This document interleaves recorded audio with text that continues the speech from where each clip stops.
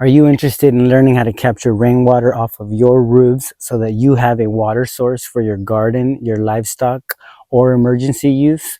Well, stay tuned. In this video, I'm going to share with you 3 design tips that I've come up with in my 15-year journey of designing, storing, and using rainwater here on my homestead. So stay tuned. Greetings, welcome to Rainshine Permaculture. Now, I've been designing and building rainwater catchment systems here on my homestead for 15 years, and I've come up with all kinds of really cool tips and strategies for designing really useful rainwater catchment systems.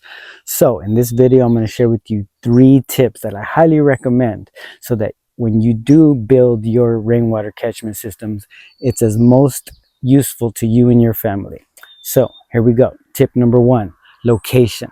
So it's really important that you choose to put a rainwater catchment system in a place where it's actually going to be useful to you. In this video, I have a 50-gallon pickle barrel right next to my compost tumblers. So for me, this is extremely useful. I'm coming out to the compost bin to empty out my compost very regularly, and I need to rinse my compost bucket. So right next to the compost bin, I can come out here, I can rinse my compost bucket, make a mess out here, take a clean compost bucket back into the home.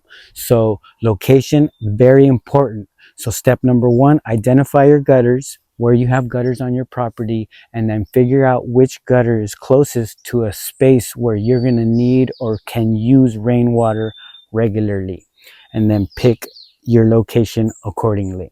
So location, location, location. Tip number 2, elevation.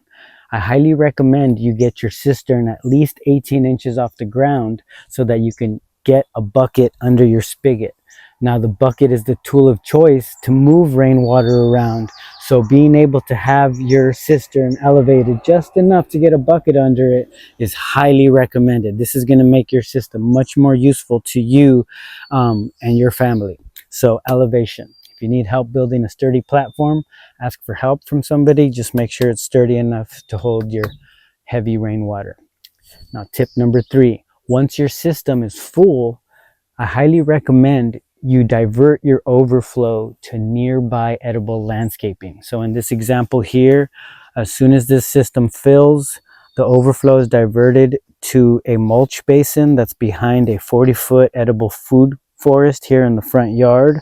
So this system is fully integrated from gutter to cistern to overflow. And this is how I like to design my systems, because this is how you get the most use out of your rainwater.